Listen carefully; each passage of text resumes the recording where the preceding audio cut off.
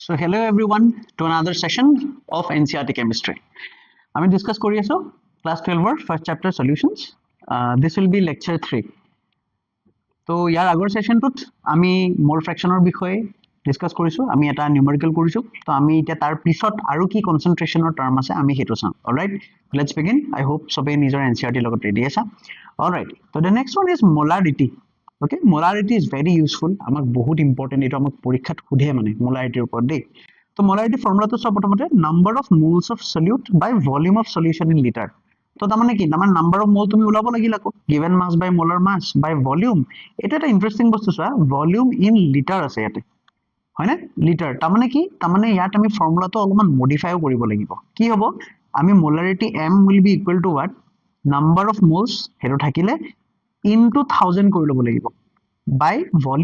ভলিউমটো ml ত থাকিব কাৰণ বেছিভাগ কোৱেশ্চনত তোমালোকে ml লিখিবা গতিকে এইটো ফৰ্মুলাও লিখি লোৱা ঠিক আছে এইটো ফৰ্মুলাও লিখি লোৱা আৰু ইয়াৰ আনসাৰটো যেটা তুমি লিখিবা যিয়ে পোৱা সেই ভ্যালুটো আমি চোৱা ক্যাপিটাল M এনেকে 0.25 m বা মোল per litre units are very important please remember units are extremely important এটাটো মন ৰাখিবা ঠিক আছে তো ইয়াৰে একদম সিম্পল কোৱেশ্চন চোৱা ইয়াতে এইটো দিছে আমি এইটো ডাইৰেক্টলি টাৰ্গেট কৰো চোৱা calculate the molarity of a solution containing ইমান গ্রাম of NaOH তো এইটো হৈ গল সলিউট তো এইটো হৈছে কি এইটো হৈছে given mass এইটো হৈছে W বুলি কয় তাক given mass এইটো given mass এইটো হৈছে মোৰ ভলিউম দেখিলা ভলিউমটো ml ত দিছে চোৱা তো গতিকে আমি কি কৰিম আমি ডাইৰেক্টলি এই মাত্ৰ যোনটো ফৰ্মুলা ইউজ কৰিছো হা আমি সেইটোকে ডাইৰেক্টলি ইউজ কৰি দিম এতিয়া এই ফৰ্মুলাটো ইউজ কৰি দিম অলৰাইট তো এইটো চোৱা এই ফৰ্মুলাটো কি হয় ফৰ্মুলাটো হৈছে m equal to n into 1000 by v কিন্তু তাৰ আগতে মই n উলাই ল'ব লাগিব n কেনেকৈ ওলাম n আমি ওলাম given mass আছে 5 গ্রাম আৰু মোলাৰ মাস NaOH ৰ মোলাৰ মাস হৈছে 40 ঠিক আছে কেনেকৈ ওলাই এই চোৱা NaOH আছে সোডিয়ামৰ কাৰণে হৈছে 23 অক্সিজেনৰ কাৰণে হৈছে 16 হাইড্ৰোজেনৰ কাৰণে হৈছে 1 টোটাল তুমি এড কৰি দিয়া 40 পাবা ঠিক আছে তো 40 গ্রাম per mol ওকে তো এইটো হৈ যাব 40 গ্রাম per mol হৈ গল তো এইটো 5/40 থাকিলে 5/40 মানে কি কাটাকাটি কৰা গ্ৰামও কাটা যাব এইটো 1/8 হৈ যাব এতিয়া মই ফৰ্মুলা পাতি দিও ফৰ্মুলাটো কি m will be equal to what number of moles into 1000 by volume volume to ml ত আছে তো এতিয়া চোৱা n কিমান পাইছো আমি 1/8 পাইছো তো এইটো হৈ গল 1/8 এফালে আহি গল 1000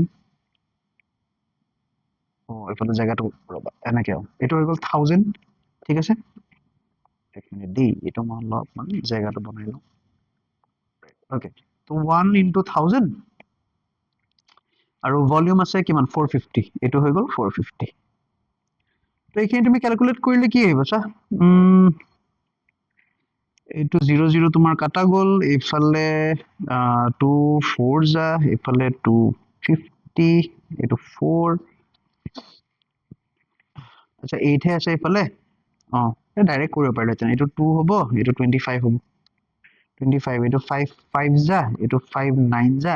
9 to যা 18 দুইটাকে 5/18 আহি যাব 5/18 so if you do this calculation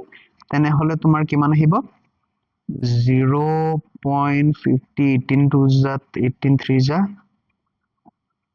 4 almost 0.3 আহি যাব এইটো 0.3 capital M answer to unit to মন ৰাখিবা 0.3 molar এই চোৱা বুজিছানে 0.3 0.2728 তাৰ মানে 0.3 হয় molar গম পাইছা তো একদম স্টেপ বাই স্টেপ তোমালোকে লিখিবলৈ ট্রাই কৰা যে প্ৰথমতে আমি কি কৰিলো ফাৰ্ষ্টতে আমি নাম্বাৰ অফ মোলস টো উলাই ললো হয়নে নাম্বাৰ অফ মোলটোৰ পিছত আমি মেইন ফৰ্মুলাত পাতি ললো তুমি গিভেন কেটা লিখিব লাগিব যে এইটো গিভেন মাস টো দিয়া আছে ভলিউম টো দিয়া আছে তুমি লিখিব লাগিব and remember this formula as well আচ্ছা মোলাৰিটিৰ লগত ডেন্সিটিৰো আমাক এটা ইকুৱেশন আমাক এটা পাতি দিয়ে ডেন্সিটি ঠিক আছে ডেন্সিটিৰ লগতো আমাক দি দিয়ে তো হেনেকুৱা ধৰণৰ কোৱেশ্চন এটা আমি এটা চাই লম okay alright look at this তো কি কৈছে আচ্ছা calculate the molarity of 9.8% solution of H2SO4 হয়নে এতিয়া ইয়াত দেখিছা না মোলাৰ মাস অফ H2SO4 তোমাক দিয়ে দিছে দেখিছা না তোমালোকে হয়নে তো এনেকে প্ৰায় কোৱেশ্চনত একচুয়ালি মোলাৰ মাসটো দিয়ে দি তো হেতুত তোমালোকে ইমান এটা মানে টেনশন লব নালাগে যে মোলাৰ মাছটো স্যাৰ আকৌ বাৰ ক্যালকুলেট কৰিব লাগিব কৰিলেও কৰি ল'বা কোনো কথা নাই বাট জেনাৰেলি দি দিয়ে ভাল কোৱেশ্চন পেপাৰ এখন যোনে সেট কৰে তেওঁলোকে এইটো দি দিয়ে মানে একো টেনচন ল'ব নালাগে তাতে তো let us C how to solve this question তেতিয়া ইয়াত আমি চাব লাগিব আমাক ডাটা ইয়াত গিভেন ডাটা কি আছে এইটো গিভেন ডাটা আছে আমাক হয়নে তো আমাক দিছে মোলাৰ মাছ দিয়া আছে which is 98 gram per mole আছে ঠিক আছে এতিয়া চোৱা কি এটা কথা কৈছে চোৱা H2SO4 কিমান আছে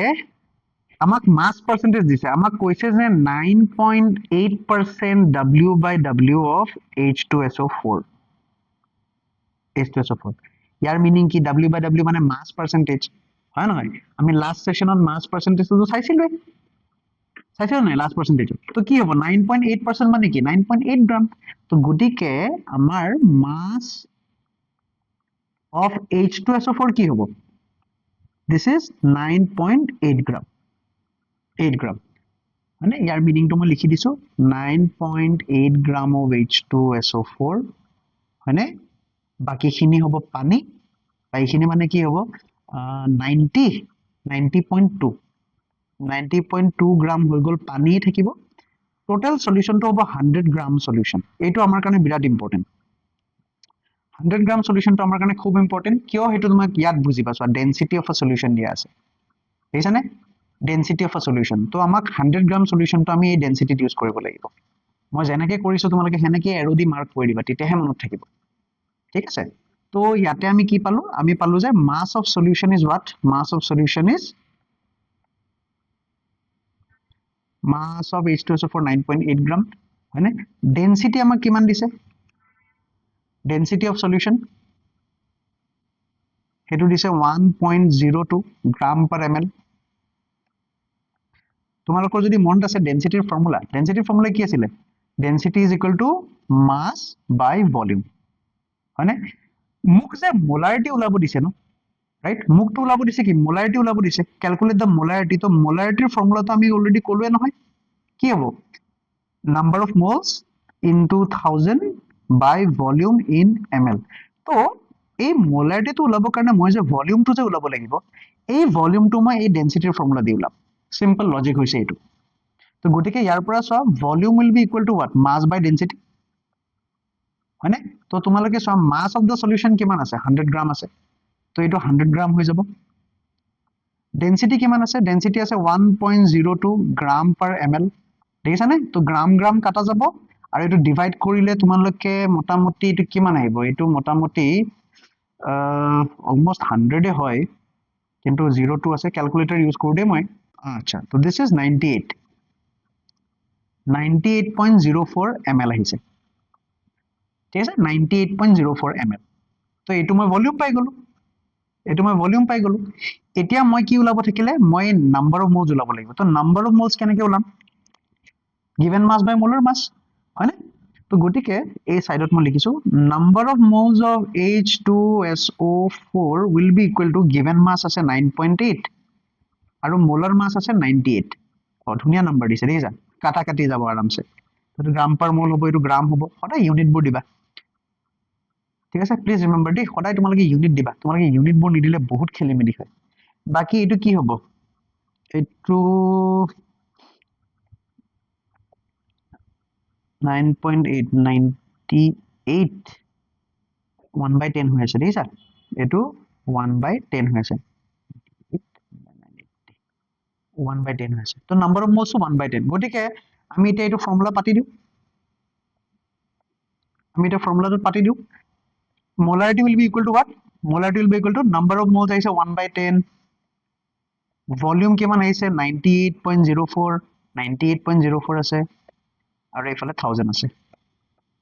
তো কিমান হ'ব 98.04 10 দি হলে 980 by 1000 1000 by to 980 এ ৰাখা তো এইটো আনসাৰ জি হ'ব that will be the answer হয় না মই ক্যালকুলেটৰ মাৰি চাও again তোমালোকে ক্যালকুলেটৰ ইউজ কৰিব নোৱাৰিবা তো সেই কাৰণে এই ক্যালকুলেশন বোৰ স্পিড আপ কৰিব ট্ৰাই কৰিবা যিমান পাৰা 1.02 so this answer is 1.02 molar পাইছানে বুজি তোমালোকে 1.02 molar okay